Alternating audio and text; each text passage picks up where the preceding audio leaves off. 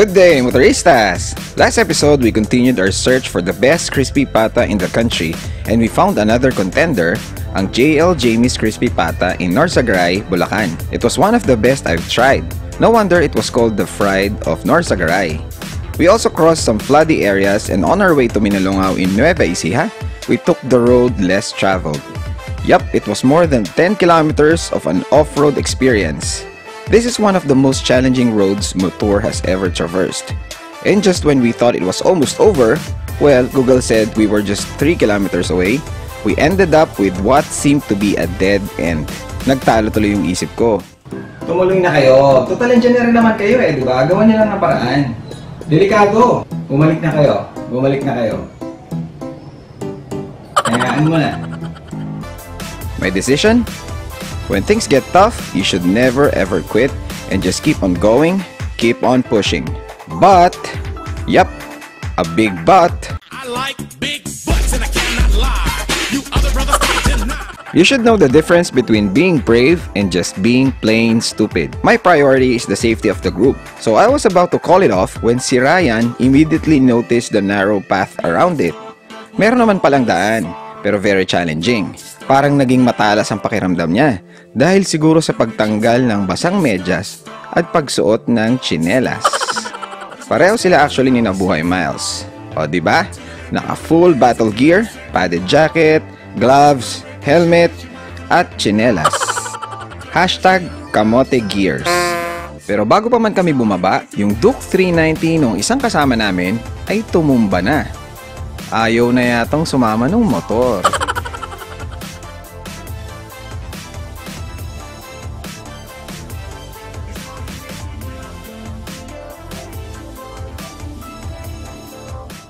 This is actually the most challenging part of this path. Parang nato yung ilog dahil maraming malalaking bato, matarik na pababa at malalalim na lubak. Isa ako sa mga una and little did I know na may action na pala nangyayari sa likod. Yup, ang nasa harapan ni Mr. and Mrs. Field na naka Duke 390 ay nabinyagan dahil dumulas at natumba ang motor. Buti na lang at hindi siya nabagsakan. Gusto man tumulong ni Mr. Field, hindi niya mabitawan ang motor dahil baka siya na ang sumunod. Naitayo naman agad niya ang motor at tumuloy na parang wala nangyari. Bumaba na lang si Mrs. Field to help him out. Narinig ko ang busina kaya't bumalik ako to check if everything's okay. Sa anggulo na to, di ako makapaniwalang dinaanan namin yan.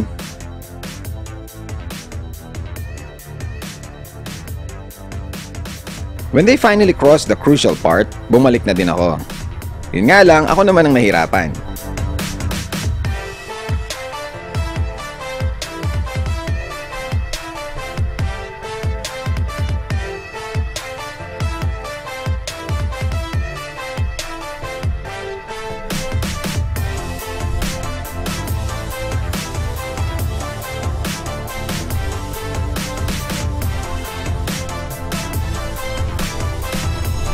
There were no serious injuries naman, kaya we continued.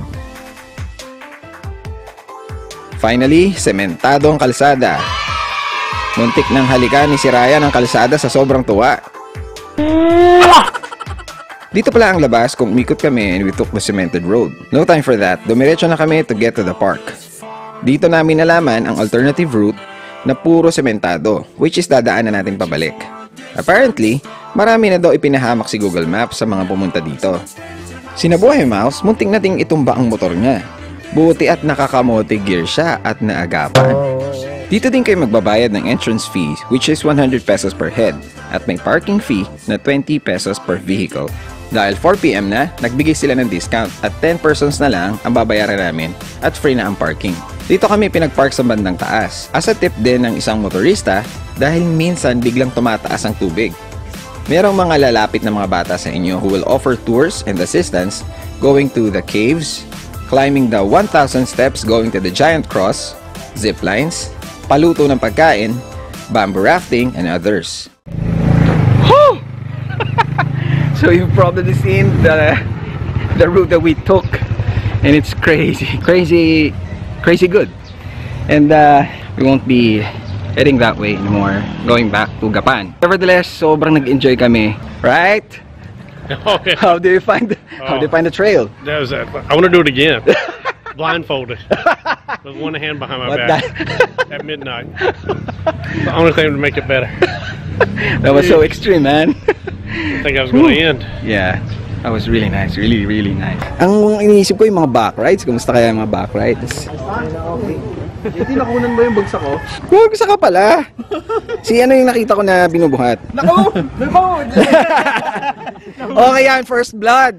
Oh, Diba? First blood yan. Saan si Miles? Ate, saan pwede magpaluto? Diyan ba? Our restaurant? Talaga? It was all worth it. Look at this place. Look at this place. I'll show you with the drone.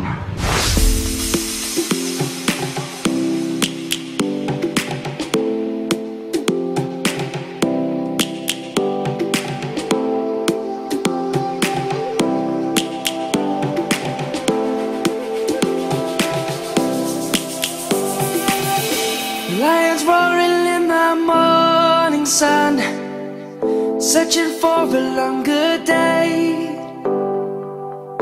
People feeling like the light has just come.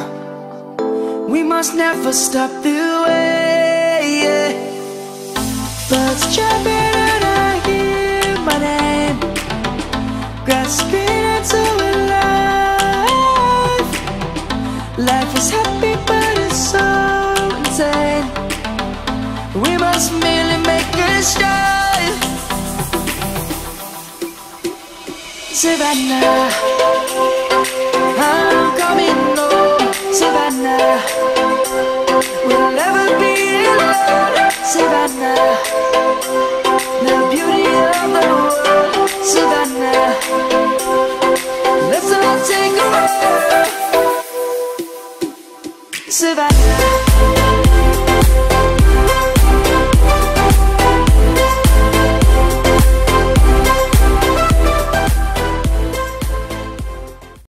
May mga stores na rin pala dito.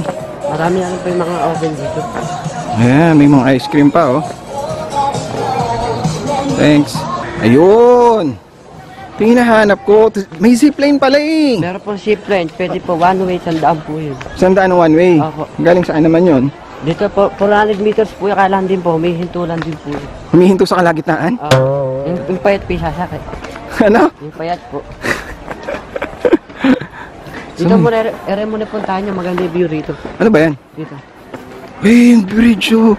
Sige. Dito ka na rin lang. Dadaan ka ng hanging bridge. Opo. Tapos papunta doon, dire-diretso ang 1,000 steps. Eto, saan to papunta? One po, swimming pool po yan. Resort. Pool. Pero hiwalay na bayad yan, di ba? Opo, 75 75. po yung entrance. Sige, nasa yung sinasabi mong gandang view?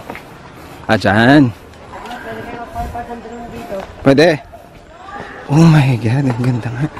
Shucks. Holy fart. Holy. Shucks. Tapos dyan pwede, usually nagbabalsa, di ba? Opo, dyan po. Yung binabalang 700 apot. 4 na oras lang po. Akala ko 500 lang yun ah. May tubo ka agad. Nakalagay po sa internet yun. Ang ganda oh. Anong patutunguhan nun? Wala lang. Ayun po, talo lang po yun. Pwede kayo mag-clip dive. Sa dulo. Opo, pwede kayo maligo rito. Wow. Bridge oh. Diyan yung 1,000 steps. Hello! Hello!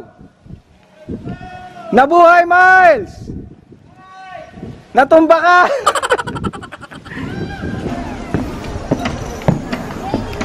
Woo! Hanging bridge. Takot na taka. Ako rin, meron din akong fear of heights.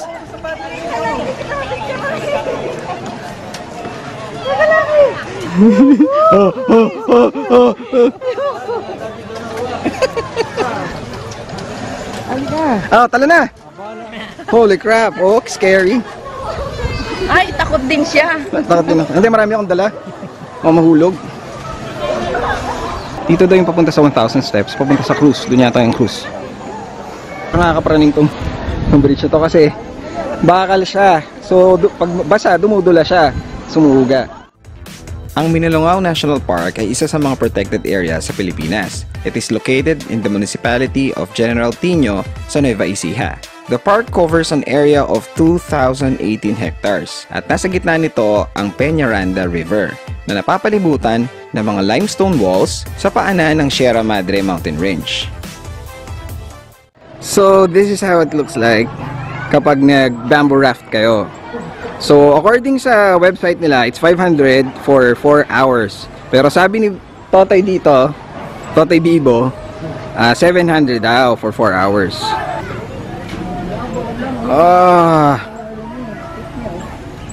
Sarap po. Hindi na natin magagawa yan.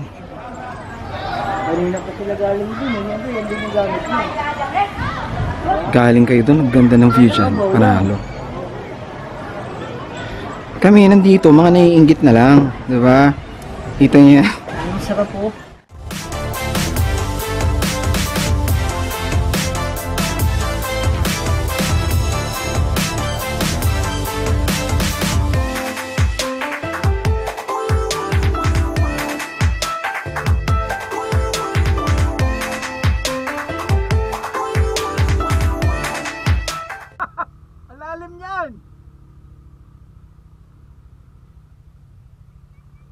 Before it got dark, umalis na din kami and happily took the cemented road. Maganda din pala at napahataw kami ng konti.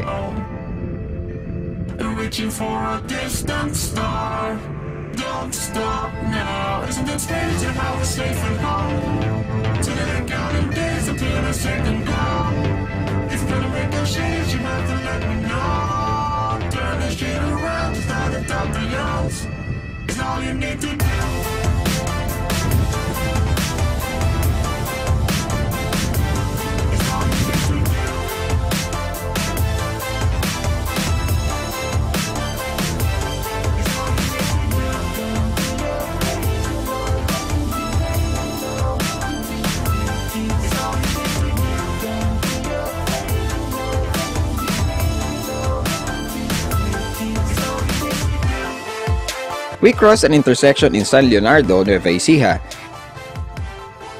and reached BESM Travelers Inn shortly.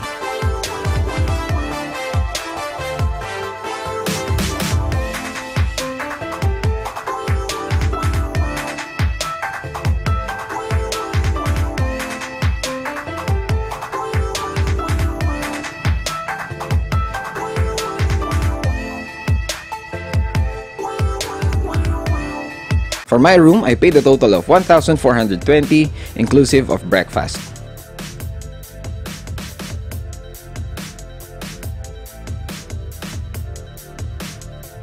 Yung standard family room, which can accommodate 6 people, costs 2,000 pesos only.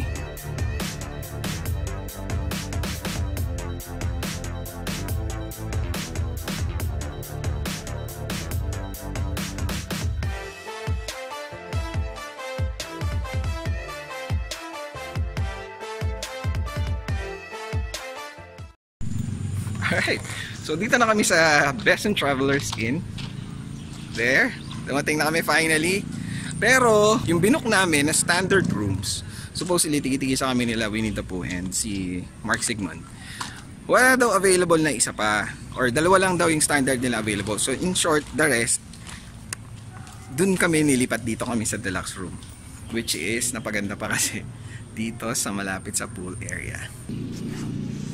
Whoa! Nasaan si ate? Tingin sa akin. Uy! Malaki ang space. So, Shepherd TV. Double bed at meron pang isa. Baka naman magising na lang ako tapos may nakahiga na doon sa isa. Wala naman ganong kwento dito. Wala ring hot and cold dito? Wait, 2 towels. Yeah! We're beside the pool, oh. Di na kami lumabas. Supposedly, we're planning to go outside and try some dinner dito sa tabi-tabi. Pero pagod na kami and gutom na kami. So, nauwi kami dito dito na lang sa Travelers Inn. So, nagpa-eat. Meron kaming na-take out na crispy pata kanina. So, pinainit namin doon. And we ordered mga silogs here. Para meron kaming rice. Kasi nga, mga ulam yung dala namin. So, it's already 8, almost 9 p.m. Medyo gutom na kami, tsaka pagod na rin kami. Antok na. Pero nakain kami dito. The family is growing. Ayan, oh. Ilang tables na kami ngayon.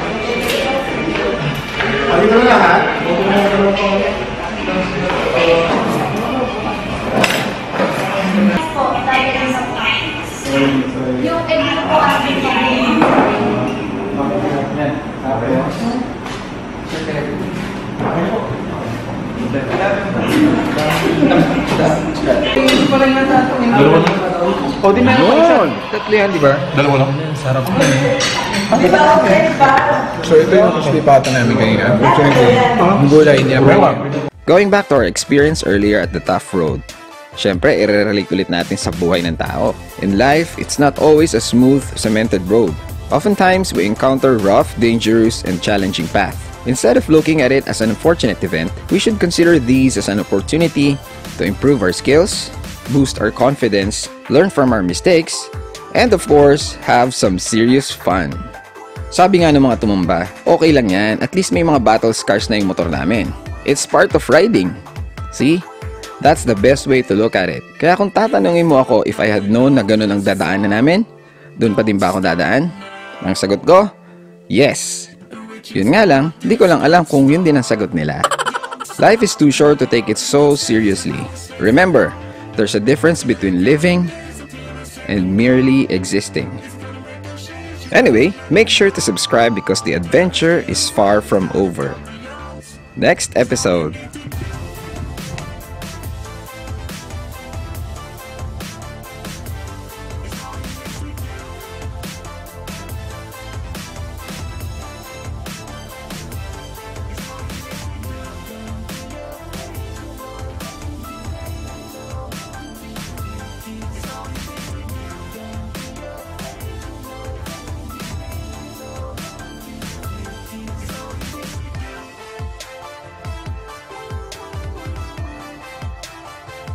Follow us on Facebook and Instagram.